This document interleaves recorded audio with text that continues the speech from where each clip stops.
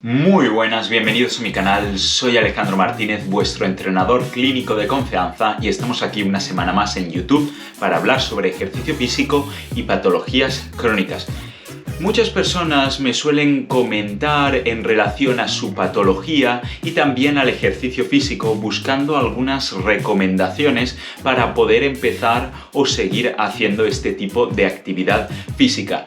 Hoy, como una persona me ha preguntado en relación a las aneurismas, me gustaría aclarar unas cuantas cosas relacionadas con esta patología. Esta persona me preguntaba por el ejercicio físico y las aneurismas, ya que a raíz de hacer entrenamiento de fuerza con cargas, tuvo un aneurisma. Con esto quiero deciros que, aunque el ejercicio físico tiene una grandísima variedad de beneficios, en algunos casos puntuales puede tener algunos inconvenientes, ya que los accidentes siempre pueden pasar y muchísimas veces son inevitables. Sin embargo, los beneficios del ejercicio superan con creces los riesgos de esta práctica. Hacer ejercicio físico podría ayudarnos a reducir el riesgo de algunos factores de riesgo. El exceso de peso corporal, la alta presión arterial o la hipertensión arterial y la inflamación crónica. En algunos casos, puede ser que el ejercicio físico disminuya la inflamación y por tanto podría haber una reducción en el progreso de la aneurisma. Por otra parte, también puede ayudarnos a que nuestro sistema cardiovascular esté sano. En este caso, hacer ejercicio físico podría hacer que las paredes de los vasos sanguíneos, de las arterias y de las venas fueran más fuertes y eso nos ayudaría hasta cierto punto a reducir el riesgo o la progresión de una aneurisma. Y por otra parte también podemos obtener beneficios como por ejemplo una reducción en la presión arterial, especialmente en las personas que tienen hipertensión arterial, y cuanto peor sea su hipertensión arterial, mayores mejoras van a experimentar estas personas, y también podría ayudarnos a, por ejemplo, disminuir el peso corporal, es decir, la masa grasa en personas que tienen obesidad. En primer lugar, vamos a hablar de lo que es el ser una persona activa. Es muy importante que os mováis, que si podéis ir andando a hacer la compra, vayáis, que si podéis subir escaleras, mejor que si cogéis el ascensor, que si tenéis una mascota, un perro por ejemplo, la saquéis a pasear. Todas estas cosas van sumando a lo largo de los días y de los meses y van a contribuir a que tengamos una mayor salud cardiovascular.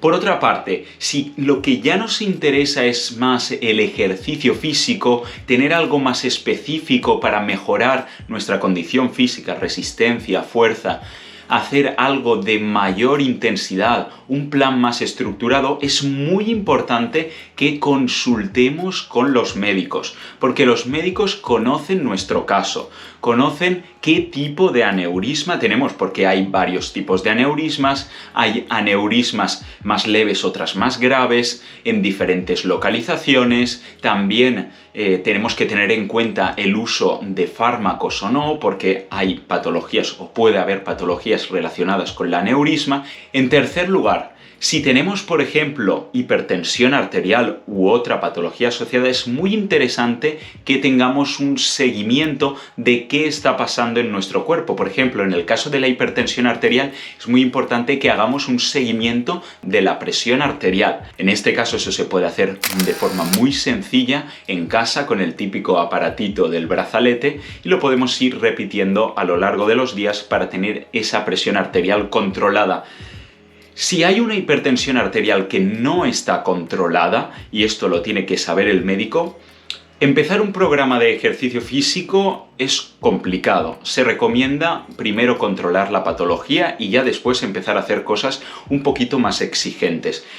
Y también otra de las recomendaciones podría ser que si conocemos a alguien en el trabajo, tenemos un amigo o un grupo de amigos, que le propongamos hacer ejercicio, hacer algunas actividades, porque eso lo que va a hacer es reforzar nuestra motivación, nuestro compromiso con el ejercicio físico. Os recomiendo que veáis la serie de la guía de ejercicio físico, porque son una serie de vídeos muy sencillos en donde os explico cómo empezar a hacer ejercicio de forma muy básica. Generalmente se suelen hacer dos tipos de ejercicio, el entrenamiento cardiovascular o de resistencia y el entrenamiento con cargas o de fuerza muscular. Vamos a hablar del primero, del entrenamiento cardiovascular. Se pueden hacer actividades como caminar, nadar, correr, salir en bici. Es muy importante que vigilemos varias cosas: la duración, la intensidad, ¿de acuerdo? Y cuántas veces a la semana entrenamos esto. Bien, vamos a hacer ejercicio cardiovascular. Vamos a salir a caminar y generalmente yo os recomiendo que vayáis desde 10 minutos hasta tandas de 1 hora al día. Esto, ¿cuántas veces a la semana lo podemos hacer? Generalmente se pide entre 3 a 5 veces a la semana, pero se pueden hacer 7 veces a la semana, porque si la intensidad es baja, podemos hacer más sesiones. ¿A qué intensidad tenemos que hacer estas actividades? Se recomienda que sea una intensidad suave a moderada, ¿de acuerdo? Evitando la intensidad o las altas intensidades. En este caso es muy importante que se comente con el médico, porque él os puede decir qué tipo de aneurisma tenéis, en qué estado está, y eso os va a ayudar a orientaros a saber si podéis hacer ejercicio de alta intensidad o no, pero generalmente se desaconseja. Además, en algunos casos de hipertensión arterial se toman fármacos como los beta bloqueantes, ¿vale? Estos son unos fármacos que afectan al sistema cardiovascular y, por tanto, si hacemos ejercicio físico y queremos controlar la frecuencia cardíaca, lo que va a pasar es que el corazón no responde exactamente bien, porque esos bloqueantes están haciendo que el corazón no llegue a frecuencias cardíacas tan altas. Por tanto, la frecuencia cardíaca no podría ser un medidor o un marcador del seguimiento de la intensidad. Es mucho más recomendable que nos orientemos por nuestras sensaciones, por el carácter del esfuerzo. Esto está todo muy bien explicado en la guía de entrenamiento físico.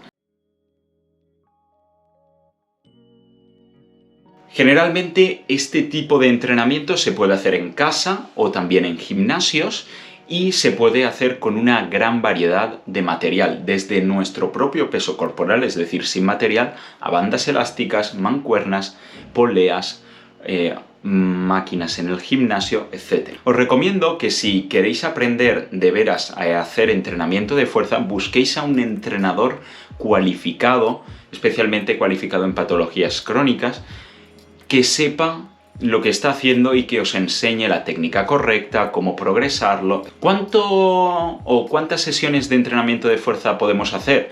Podemos empezar con 2 sesiones, generalmente se recomienda de 2 a 3, pero se pueden hacer 4 también, si somos más avanzados. Desde una sesión de 45 minutos a 1 hora estaría muy bien. En este tipo de actividades también tenemos que tener en cuenta 2 cosas muy importantes.